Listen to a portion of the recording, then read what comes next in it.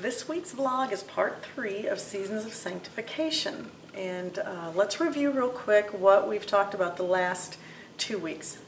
First of all, what does sanctification mean? It means to make holy. It means to be set apart for God and for His purposes for our life. And it's by His design, and it's a good design. Now, we always want to stay connected to God, and we're going to get our best growth, our best fruit from these seasons of sanctification. Now, we talked about spring, and that's that hard work, like in farming or gardening, that hard work of plowing and pulling up the rocks and exposing things that need to come out so that we get the soil ready, and it's a time that we can plant. And it's very hard work. And sometimes, you know, in the spiritual sense, in the sanctification sense, it can be painful. It can be difficult. I mean, it's change. You know, and we as humans, we really don't like change, but the Lord knows we need it, and it's good for us. So we go through the season of spring with that planting and that plowing, that active work of the Lord bringing those changes. Remember, we talked about some examples, being more forgiving, giving grace, maybe going into deeper times of prayer, daily disciplines that maybe weren't there in your life that need to be. Maybe He's wanting to heal some wounds that need to be healed.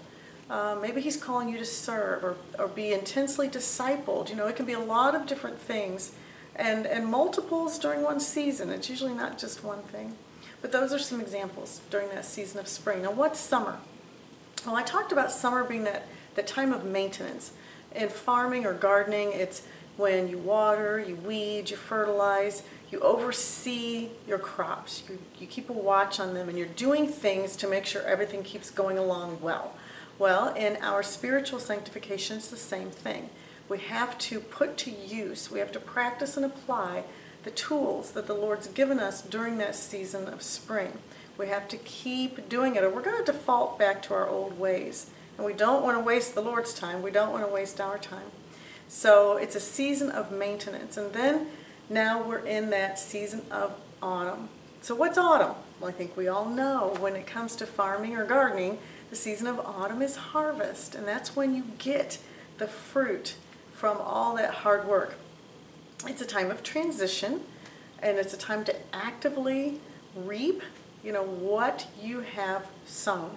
And so, you know, in the physical sense, in the farming, gardening sense, we know what that means. That means food. That means grain, fruit, vegetables, things we need to sustain us and to feed us and others. For us, in the spiritual sense, it means that we're going to reap healing. We're going to reap freedom. We're going to reap strengths that we didn't know we had and gifts that we didn't know we had. And these are the benefits of sanctification. So very often, this harvest is going to pour out of us to others, much like we eat and drink and even get medicine from what is grown in these crops that the gardeners plant or the farmers. It's the same with us spiritually. There's a fruit, you know, there's a benefit, and it pours out of us to others. Romans 15:13 says, "Now may the God of hope fill you with all joy and peace as you trust in Him, so that you may overflow with hope by the power of the Holy Spirit." It's a good picture of what I'm talking about. What the Lord pours into us, or the Lord removes from us, then when we're done and we're in the season of harvest, it's going to come out of us and pour out to others. And that's a good thing. That's God's design. On the flip side, this season can bring a weariness. Now, you think about farmers and gardeners. By the time they have finished up with the harvest, they are fatigued. They're pooped. And it can be the same as we go through the seasons of sanctification, because it is a continual, strenuous activity. But it doesn't last forever. And we know which season is coming next that I'll talk about next week. But it's very important to pay attention to each of our spiritual seasons. And why? Well, I'm given this same reminder every week. It's to remember that God is at work in each one, and that our Holy Spirit sets the pace for each one as we move from one to the next. And it's different for everybody because we're all unique and we all need different things from the Lord. Also remember, what makes you feel close to the Lord in one season may not be what draws you close to Him in the next. Allow the Holy Spirit to lead you.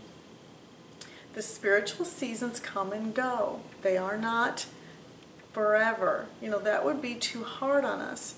And so the Lord is gentle and He's kind. So they don't last forever, but we do go through them repeatedly because we live in a fallen world. And we are still human beings, and we still sin, we still have struggles, we still have hard things that come our way. And maybe some of us still have some wounds that haven't been healed yet. There's always more for the Lord to do. And we will be completed and perfected when we are face to face in heaven with Him. So also remember that other people are in a different season than you are, and be sensitive to that. But God ordains these seasons. And they provide the greatest spiritual fruit bearing and the greatest growth for followers of Christ. They are times when we are matured, when we are refined, and we all want that. We don't want to stay as spiritual infants or babies. We want to be in step with the Lord and His plan because His plans for us are good. They're never to harm us. They are to prosper us and give us a hope and a future. He told us that in Jeremiah 29:11. So, autumn, that's what this week's vlog is about. It's that time of harvest. It's what you've kept your vision for, what the Lord's going to do and the good fruit that's going to come from that. So again, I pose the question, what's the Holy Spirit saying to you? What is it that He has been prompting in your heart and in your spirit to allow Him to touch? I encourage you, work with Him. Don't fight against it. Don't be a Tonka. Remember last week I talked about my cat Tonka and getting shaved and fighting it? Don't fight it. Go with it. And I promise you, you will not ever regret it. If you would like me to come speak at an event you're having, at a service or at a life group, a conference, feel free to contact me through my website at candyrice.org, and we will get that scheduled and arranged. Be blessed today. Remember, there are 4 spiritual seasons of sanctification, and next week we're going to talk about the last one, and that is winter.